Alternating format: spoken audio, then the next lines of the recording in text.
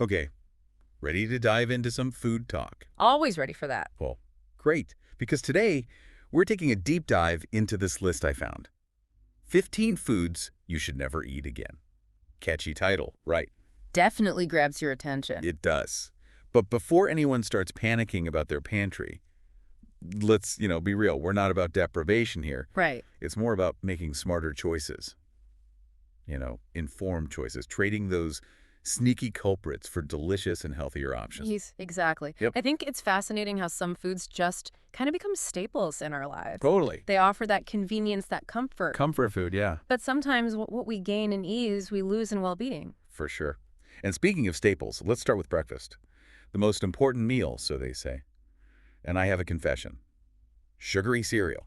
Oh, that was my childhood jam. Ah, a classic. Right. But, as an adult, I've had to realize it's basically just a sugar rush disguised as breakfast. Not exactly the best way to start the day. It's a common trap.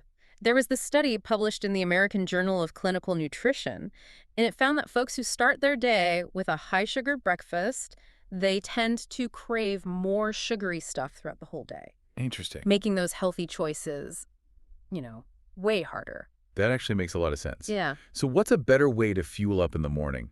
What should we be reaching for instead of that sugary cereal? Whole grains. Okay.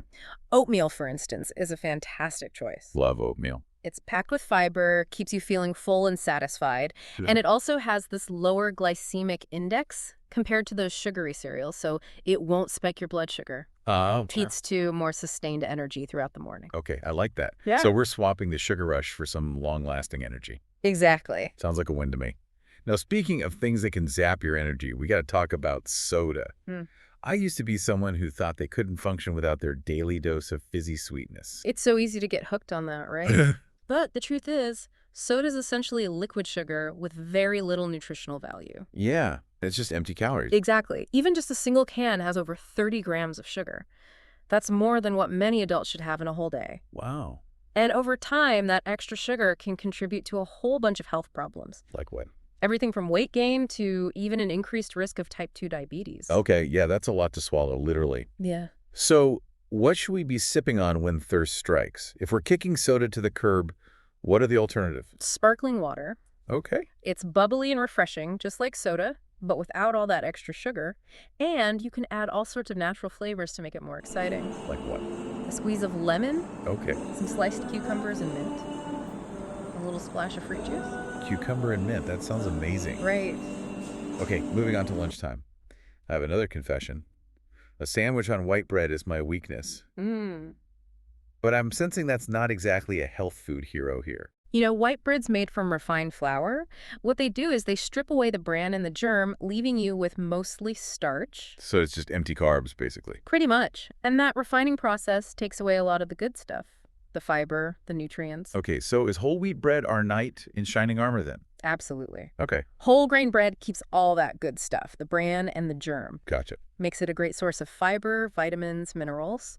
And that fiber not only helps with digestion, but also helps regulate blood sugar. Oh, interesting. Prevents those energy crashes we were talking about earlier. Those are no fun. All right, let's tackle a dinner time dilemma. Those instant noodles. So quick, so convenient, but probably not doing us any favors, right? You're spot on. Okay. Instant noodles, they're often loaded with sodium, unhealthy fats, processed ingredients, very minimal nutritional value. Yeah, you're pretty much just getting the salt. Yeah. A single serving can have over 800 milligrams of sodium. That's a third of what's recommended for a whole day. Wow, okay. That's a lot of salt for just one little packet of noodles. What's a better option when you're short on time, but still want to satisfy that noodle craving? Whole grain pasta. Okay, yeah, whole grain pasta is good. Cooks up just as quickly, and it's so versatile. What do you like to do with it? You can toss it with fresh veggies, lean protein, a light sauce. It's a balanced and satisfying meal. Yeah. Do you have a favorite combo? Pesto and cherry tomatoes, it's simple, but always hits the spot. Yum. Dinner upgrade indeed. Now on to everyone's favorite food group, snacks. Let's be honest, who doesn't love those salty chips and crackers? But how bad are they, really? They're definitely tempting, Right. but they're often full of unhealthy fats, sodium, artificial flavors. And they don't really fill you up. Exactly. You're left feeling unsatisfied and reaching for more. Not the best cycle to get into. No, it's not. So what are some satisfying swaps when those snack attacks hit?